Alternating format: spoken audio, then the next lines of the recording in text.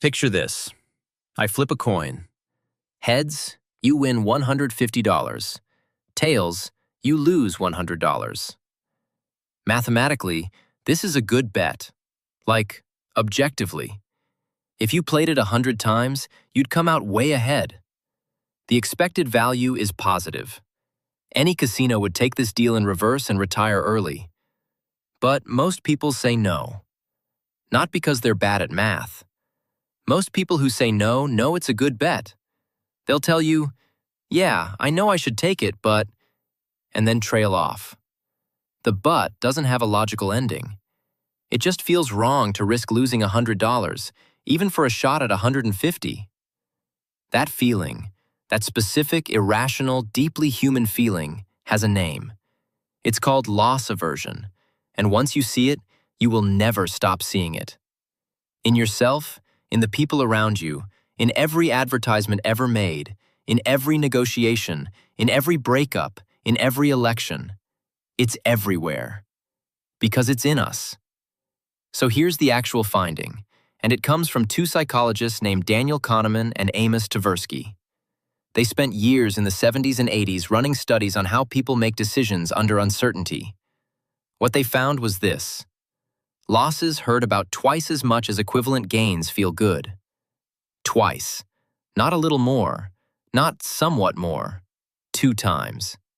Losing $20 registers in your brain at roughly double the intensity of finding $20.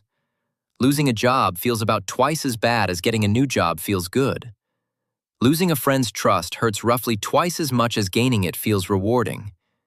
This isn't philosophy. They measured it. They gave people gambles, tracked where the pain and pleasure balanced out, and the ratio kept coming back around 2 to 1.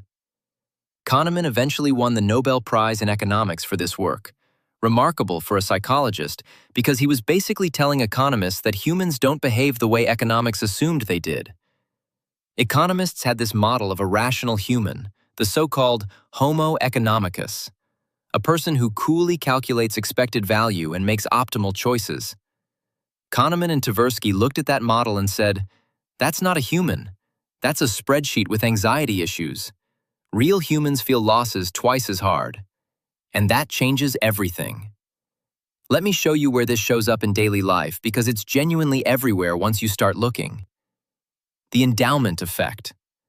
This is the finding that people value things more once they own them, specifically because losing something you have feels worse than not having gotten it in the first place. There's a famous mug study.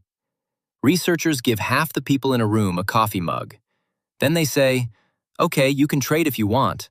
Mug owners, what's the minimum you'd sell for? Non-owners, what's the maximum you'd pay? Rational economics says the prices should roughly match. The mug is worth what it's worth. What actually happens? The owners want about twice what the buyers will pay. Same mug, same room. Same people who 20 minutes ago had no opinion about this mug at all. But the moment it became theirs, losing it became twice as painful as gaining it would have been. So they priced it high.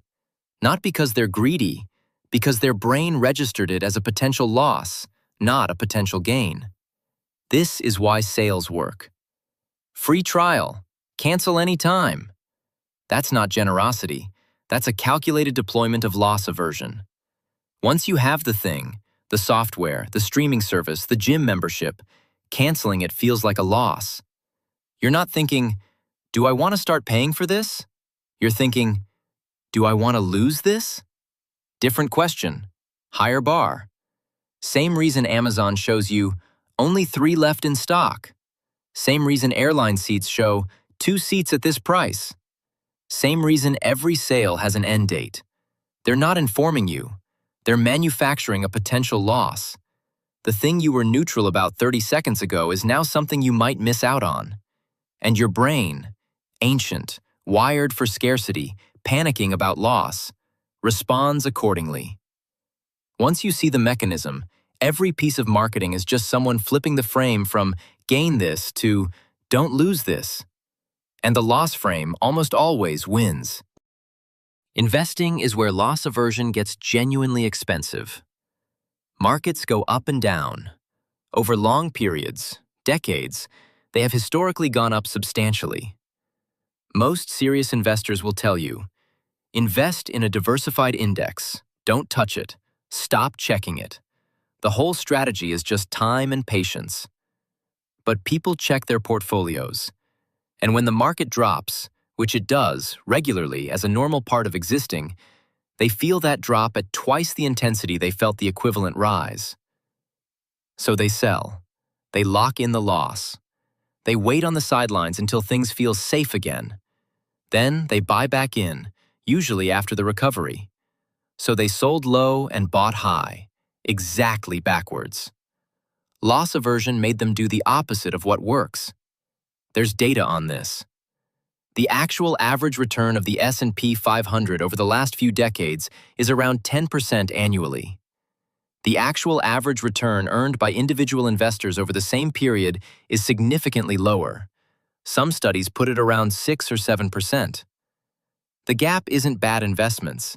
It's bad timing driven by bad feelings. People bailing when it hurts and returning when it feels good. The market is basically fine.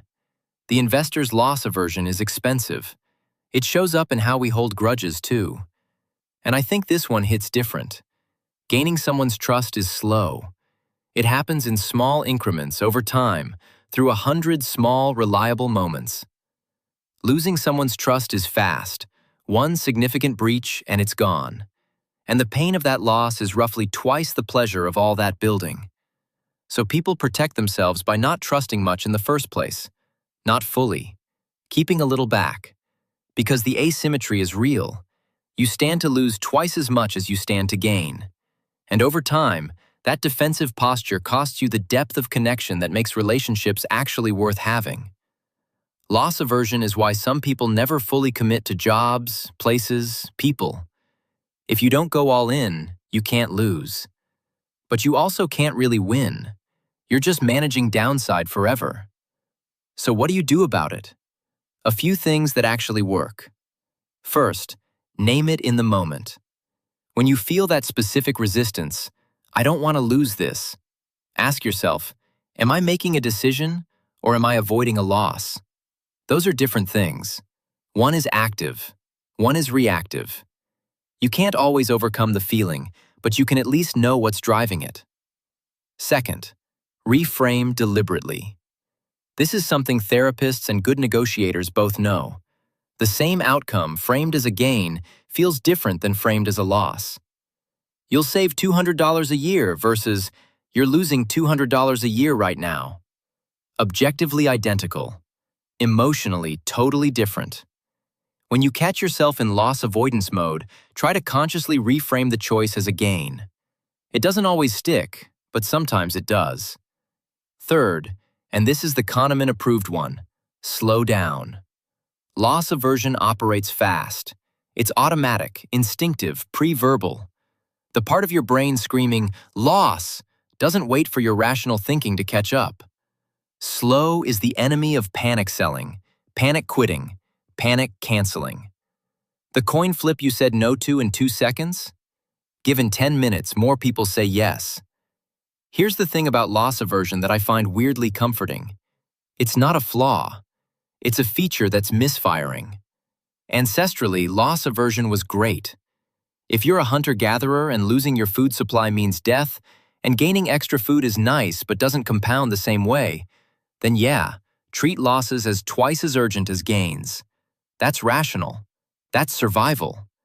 The environment changed. The losses aren't life or death anymore. But the sensitivity stuck. You're not irrational. You're running ancient software on a modern problem. Knowing that doesn't fix it, but it makes it a little easier to override, because you're not fighting a character flaw. You're just gently telling your 1,000-year-old brain that the coffee mug will be okay. Back to the coin flip. Heads you win $150. Tails you lose $100. You want to take it now? Yeah, I thought so.